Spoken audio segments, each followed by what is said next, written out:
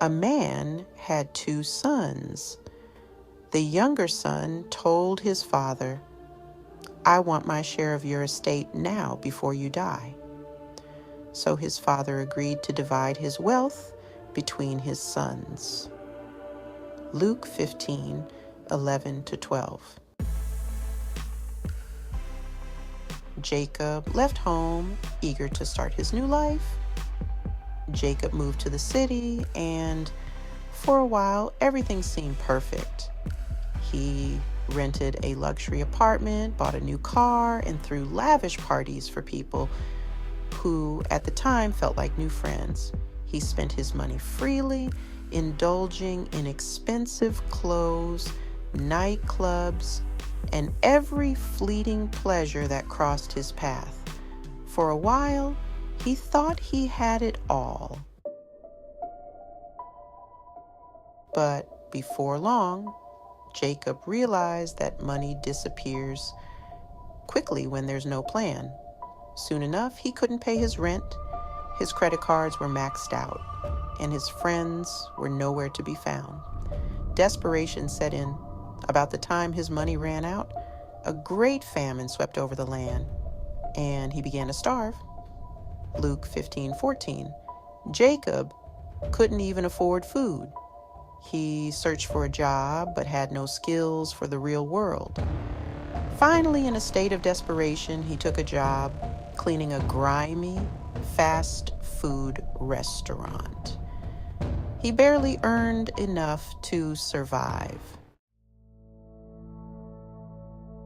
One evening, sitting alone in his dingy studio apartment, he looked at the fast food leftovers he'd brought home. His stomach growled, but the sight of greasy burgers and cold fries made him sick. He remembered the meals he had back at home, the ones his mother used to cook, the laughter around the family table. It hit him hard. "What have I done?" He came to his senses and said, "At home, even the hired servants have food enough to spare, and here I am dying of hunger. I will go home to my father and say, 'Father, I have sinned against both heaven and you.'" Luke 15:17-18. Jacob decided to swallow his pride and return home. He rehearsed what he would say over and over. "Dad, I'm not worthy to be called your son. Just hire me as one of your workers." As Jacob caught a bus back to his small town, he braced himself for rejection. He imagined his father angry, maybe even refusing to see him. He had squandered everything and brought shame on the family. Why would his father accept him back? So he returned home to his father. And while he was still a long way off, his father saw him coming. Filled with love and compassion, he ran to his son, embraced him, and kissed him. Luke 15-20. Jacob stepped off the bus, his heart pounding.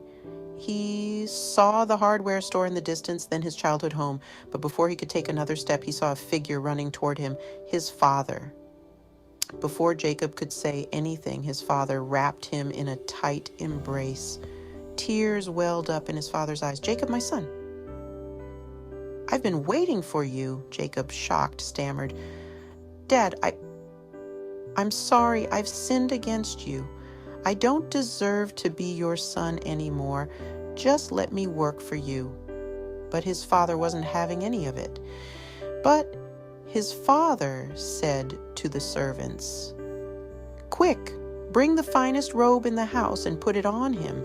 Get a ring for his finger and sandals for his feet, and kill the calf we have been fattening. We must celebrate with a feast. For this son of mine was dead and has now returned to life. He was lost, but now he is found." So the party began. Luke 15:22-24. Jacob couldn't believe it. His father threw a grand celebration, welcoming him back as if nothing had happened. Music filled the house, and the smell of grilled steak wafted through the air.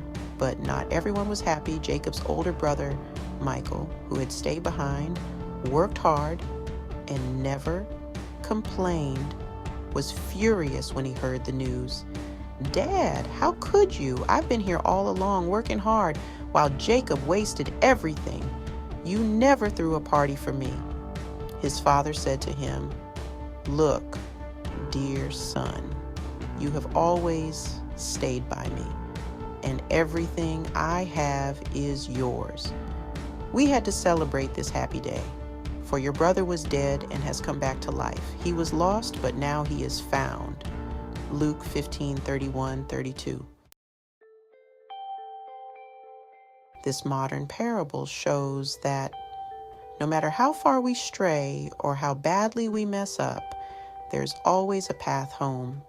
Jacob's father represents God's love, ever patient and ready to forgive, waiting to welcome us back no matter how lost we feel.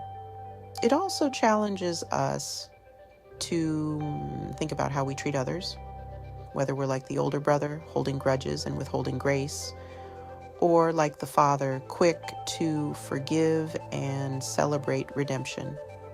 For this son of mine was dead and has come back to life.